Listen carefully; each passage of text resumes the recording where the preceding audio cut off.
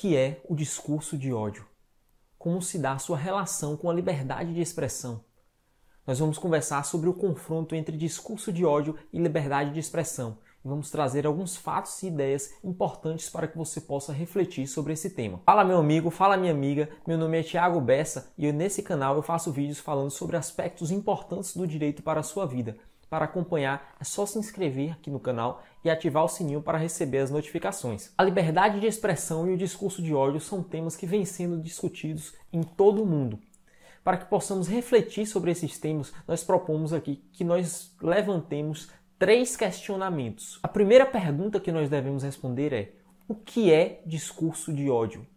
Nós poderíamos tentar conceituar discurso de ódio como uma manifestação de repúdio, de rejeição, de intolerância contra determinados grupos por questões de raça, etnia, orientação sexual, gênero, deficiência física ou mental, entre tantos outros aspectos que podem ser enquadrados dentro do discurso de ódio. Esse conceito, muito embora possa parecer simples de definir, é um conceito que pode abarcar uma série de situações e não há facilidade em se definir quais os limites que ele pode alcançar.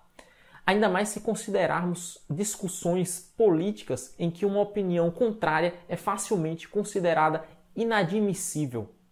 A partir desse ponto, nós precisamos entender até onde vai a liberdade de expressão e onde começa um discurso de ódio a ser reprimido. Nós vivemos em uma sociedade democrática onde a pluralidade de ideias faz parte e é necessária para que construamos esse ideal de democracia.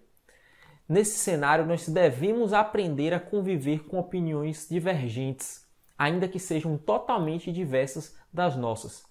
E é aí que entra o desafio, entender até onde se trata de uma opinião meramente divergente e onde começa um discurso de ódio que deve ser reprimido. Ainda que possamos definir o que de fato é um discurso de ódio que merece repressão, nós precisamos fazer uma segunda pergunta. Nossa segunda pergunta é: qual tratamento será dado ao discurso de ódio? A própria sociedade dispõe de mecanismos para rejeitar situações indesejadas. Nós poderíamos aqui citar o próprio debate argumentativo com ideias, a rejeição social, entre outros tantos fenômenos, como o recente presenciado e vivenciado por nós na internet, cultura do cancelamento. Alguns dos mecanismos sociais são de fato positivos e outros devem ser afastados. Outros chegam a ser reprimíveis, como é o caso dos apedrejamentos que acontecem contra pessoas que cometem determinados tipos de crime. Mas a nossa discussão do ponto de vista jurídico é: a partir de que momento o Estado deve intervir nessas relações? O Estado também detém mecanismos de intervir nas relações sociais. E nós poderíamos citar aqui, nesse caso, o direito civil, que através de indenização por danos morais garante uma proteção para as vítimas que sofrem com o discurso de ódio. Nós poderíamos citar a atuação do direito administrativo através da regulação da sociedade, impondo multas e determinadas condutas a serem seguidas, fiscalizadas por órgãos da administração pública. Nós poderíamos citar a edição do Marco Civil na internet e as discussões sobre a regulamentação das redes sociais que vêm sendo traçadas no contexto do projeto das fake news. Além dessas formas, nós podemos falar como último caso no direito penal, que cria crimes punidos com penas que vão desde a restrição de direitos até a prisão das pessoas. Nesse contexto, nós poderemos citar como exemplo o crime de injúria racial, que pune aqueles que ofendem verbalmente por questões raciais determinados indivíduos. No Brasil, a questão do discurso de ódio foi levada ao judiciário de forma marcante no ano de 2004, no caso Elvanger. Elvanger foi um escritor que publicou livros que visavam o revisionismo histórico dos fatos acontecidos no Holocausto. Entre outras coisas, Elvanger defendia que não houveram câmaras de gás nos campos de concentração. Esse caso foi levado ao judiciário e eventualmente chegou ao STF, que proferiu decisão que teve grande importância para o direito e trouxe 2 marcos interessantes de se discutir.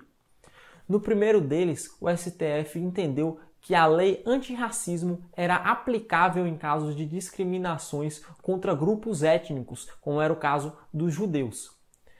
No segundo ponto, o STF entendeu que o discurso de ódio, como o que teria acontecido por Elvanger no caso do revisionismo do Holocausto, se caracterizava como uma ofensa punível pela lei antirracismo como crime. Ao fim desse caso, Elvanger foi condenado por crime de racismo. Em um outro caso mais recente, no ano de 2019, que também ganhou grande repercussão midiática, o STF passou a aplicar a lei antirracismo também para discriminações contra membros da comunidade LGBT.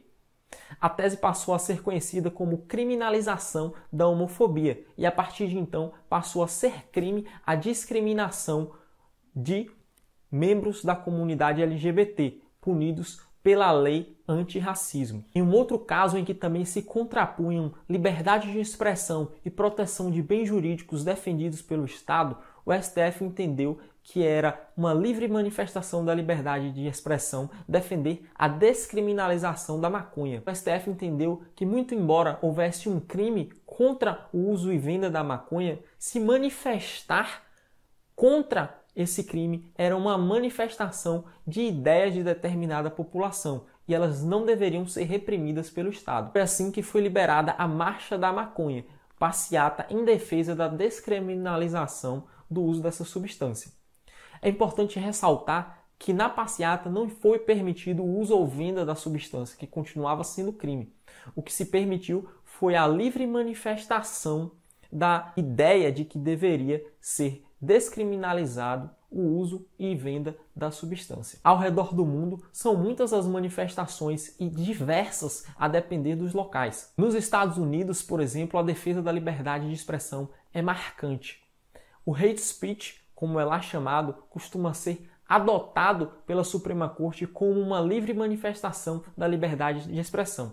A Suprema Corte americana entende que as manifestações de expressão, ainda que sejam contrárias aos interesses e valores defendidos pelo Estado e pela sociedade, devem ser aceitas e não podem ser reprimidas pelo Estado. Apesar disso, a Suprema Corte americana se manifesta em diversas ocasiões contra o que ela chama de fighting words, que seriam palavras que incitam à violência, palavras que induzem atos de violência. Então, a Suprema Corte americana traça uma diferença entre o discurso de ódio simplesmente na seara da manifestação de um pensamento e as manifestações que, de fato, incitam diretamente a atos violentos. No caso da simples manifestação do discurso de ódio, ela seria protegida pela liberdade de expressão. Mas a manifestação que incite atos de violência deveria ser punida. Nós poderíamos aqui citar 2 exemplos de casos julgados pela Corte Americana para ilustrar esse entendimento.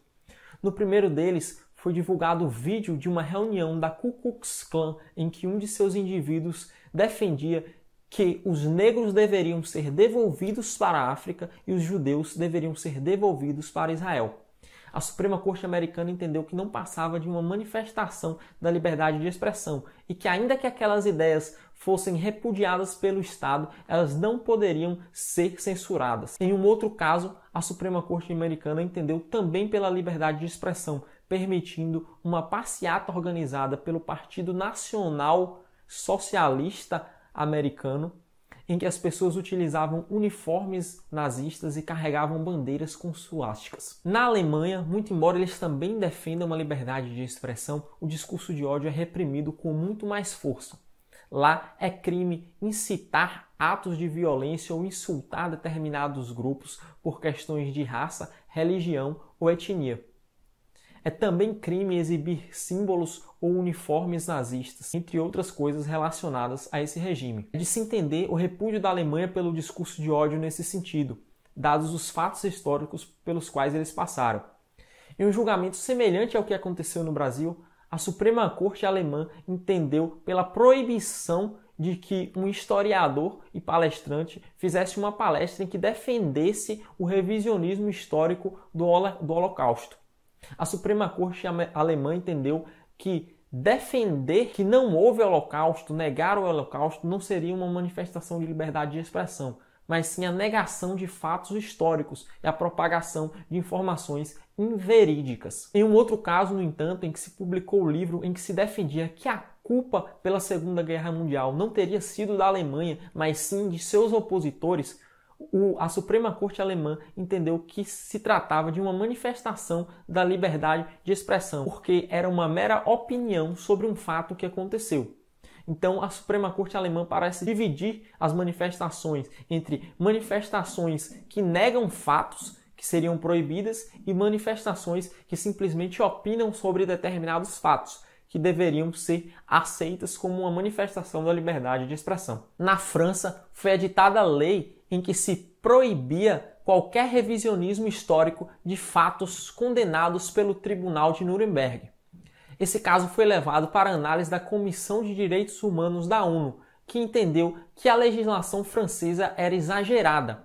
A comissão se manifestou no sentido de que se essa proibição se restringisse ao Holocausto, a proibição do revisionismo do Holocausto seria aceitável, mas ampliar a proibição para o revisionismo de qualquer caso condenado pelo Tribunal de Nuremberg seria excessivo e poderia inclusive reprimir a pesquisa científica e histórica sobre esses fatos. Em um outro caso, também de origem da França, a Corte Europeia se manifestou em sentido semelhante da ONU. Ela entendeu que existia uma diferença entre meras opiniões contrárias e não aceitas e o discurso de ódio a ser reprimido. Nesse caso, pessoas haviam sido condenadas na França por defender um ex-governante francês que teria supostamente apoiado o nazismo. A Corte Europeia entendeu que defender um ex-governante era uma livre manifestação da liberdade de expressão e que não poderia ser reprimido como um discurso de ódio. Na seara filosófica, as discussões também encontram diversos posicionamentos. Entre os defensores da liberdade de expressão, é comum a defesa da frase atribuída ao filósofo francês Voltaire, que dizia: "Ainda que discorde de tudo o que dizes, defenderei até a morte o seu direito de dizê-lo." Em defesa da liberdade de expressão no cenário americano, nós poderíamos citar a ideia de defesa do self-made man, que seria a ideia de que o homem deve ser autossuficiente e não deve depender do Estado para tudo. Nós poderíamos aqui citar a frase do filósofo Ronald Dworkin, abre aspas: "O Estado insulta seus cidadãos e nega a eles a sua responsabilidade moral, quando decreta que não se pode confiar neles para ouvir opiniões que possam persuadi-los a adotar convicções perigosas ou ofensivas." Também nesse sentido, o filósofo John Stuart Mill defendia que as ideias, ainda que contrárias aos nossos posicionamentos, não devem ser censuradas pelo Estado. Ele dizia que o debate entre ideias é importante para que se possa definir quais são as boas ideias e quais são as ideias ruins. Além disso, ele entendia que as ideias ruins eram importantes, ainda que consideradas ruins, porque elas funcionavam como um contra-argumento contra as boas ideias, funcionando como um incentivo para que as boas ideias se desenvolvessem e se sofisticassem. Dessa forma, as ideias ruins impulsionariam e manteriam as ideias boas sempre em desenvolvimento, motivo pelo qual essas ideias ruins não deveriam ser apagadas. Em um sentido semelhante, o filósofo Norberto Bobbio entendia que não se deve combater a intolerância com outra intolerância. Ele defendia que uma liberdade protegida não vai se renovar e com o tempo pode se tornar uma nova escravidão. Partindo de um posicionamento totalmente contrário, o famoso estudioso do método científico, Karl Popper, chamou a expressão, essa situação, de paradoxo da intolerância. Ele entendia que para combater a intolerância, justamente em defesa da tolerância, é que o Estado deveria intervir e proibir qualquer forma de intolerância.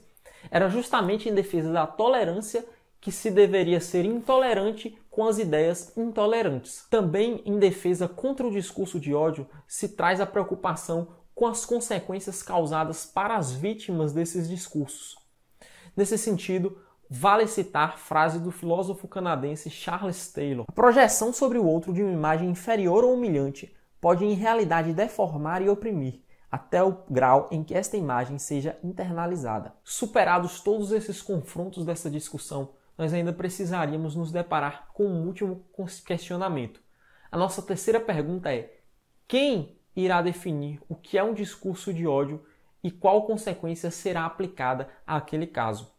Muito embora possa parecer uma questão irrelevante, que muitas vezes é negligenciada, é importantíssimo identificar quem vai definir o que é discurso de ódio, de que maneira isso vai ser feito, para que se evite que ideais pessoais, interesses particulares sejam utilizados na reprimenda de determinados discursos, sob a justificativa de que estaria se reprimindo o discurso de ódio. Seria um dos 3 poderes que deveria reprimir o discurso de ódio?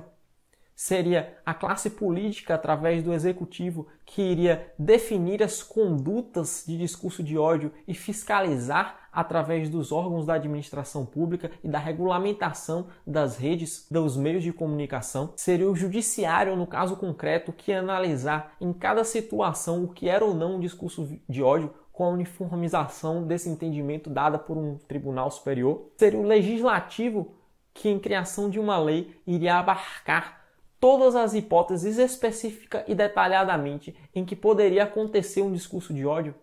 Desde logo é importante que nós nos atentemos que isso é completamente impossível. São muitas as questões que têm que ser discutidas quando se trata de discurso de ódio e liberdade de expressão, para que não caiamos no erro de desproteger aqueles que são vítimas do discurso de ódio e para que também não usemos ferramentas que possam reprimir ideias e a manifestação da liberdade. Nós precisamos definir qual é o papel do Estado e qual é o papel da sociedade nessa luta para que se acabe com a propagação do ódio. Se você gostou desse vídeo, compartilha e deixa seu curtir aqui e acompanhe os nossos vídeos para ver o conteúdo que nós produzimos para você.